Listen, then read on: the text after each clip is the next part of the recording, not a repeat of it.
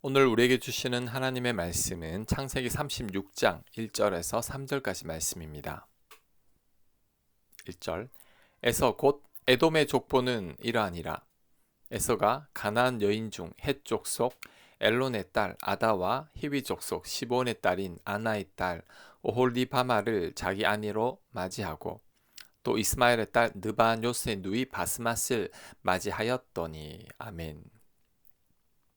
에서가 가나안 여인 중에서 아내들을 맞이했습니다.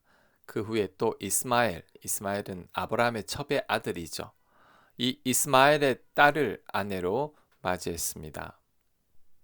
그런데 에서가 이스마엘의 딸들을 아내로 또 맞이한 이유는 자신의 아내들이 아버지 이삭을 기쁘시게 하지 못했기 때문입니다. 왜냐하면 타락한 가나안 여인들이기 때문입니다. 그래서 다른 아내를 또 맞이한 것입니다. 창세기 28장에 그 사실을 잘 말씀해 주고 있습니다. 창세기 28장 6절입니다.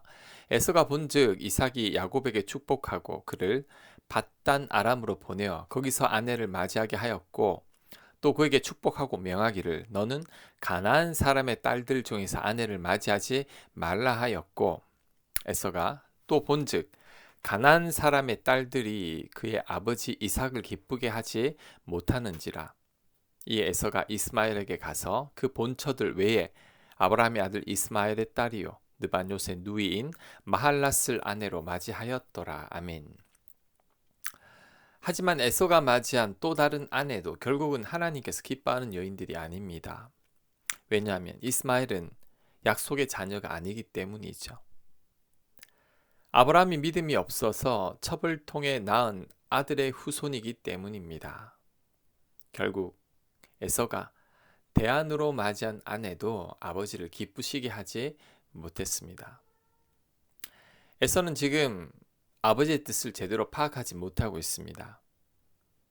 아버지가 원하는 며느리는 타락한 후손의 딸이 아니라 경건한 후손의 딸입니다. 하지만 에서는 사람만 바꾸면 되는 것으로 생각하고 있었던 거죠. 그래서 같은 실수를 또 반복하고 있습니다. 그런데 우리도 이렇게 될 수 있습니다. 나를 향한 하나님의 뜻을 제대로 분별하지 못하면 우리도 에서와 같은 실수를 반복합니다. 새로운 대안을 마련해도 그 대안도 역시 잘못된 대안이 되는 것입니다. 아브라함은 아내를 한번 빼앗겼을 때 하나님께서 아내를 지켜주신다는 것을 깨달아야 했습니다. 하지만 아브라함은 깨닫지 못했죠. 결국 아내를 누이라고 두 번째 거짓말을 하게 되고 그로 인해 아내를 또 빼앗겼습니다. 에서처럼 같은 실수를 두 번이나 반복한 거죠. 이처럼 우리들도 같은 실수를 자꾸만 반복한다면 아직 내가 깨닫지 못하고 있는 것이 분명히 있다는 것을 알아야 합니다.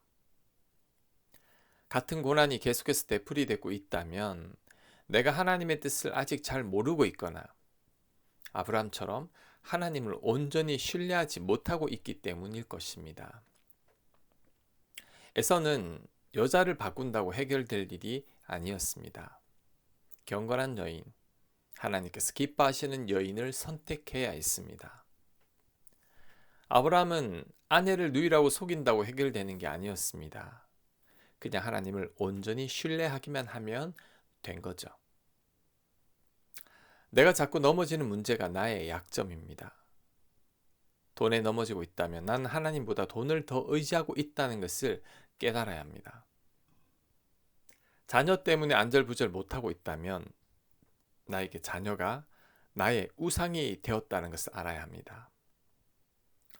늘 잘못된 선택을 하고 있다면 아직 나를 향한 하나님의 뜻을 제대로 파악하지 못하고 있는 겁니다. 내가 사람들과 자꾸만 부딪히고 있다면 아직도 내 안에 사랑이 없는 겁니다. 늘 불안하고 염려가 가득하다면 아직도 난 하나님을 온전히 신뢰하지 못하고 있는 거죠. 반복된 문제 앞에서 나를 향한 하나님의 뜻이 무엇인지를 분명히 깨달아야 합니다. 아직도 하나님을 신뢰하지 못하고 있는 영역이 무엇인지를 발견해야 합니다. 그럴 때 더 이상 같은 실수를 반복하지 않게 될 것입니다. 아멘. 하나님, 반복된 문제 앞에서 하나님의 뜻을 발견하게 하옵소서. 나의 허물을 깨닫게 하여 주시옵소서. 예수님 이름으로 기도합니다. 아멘.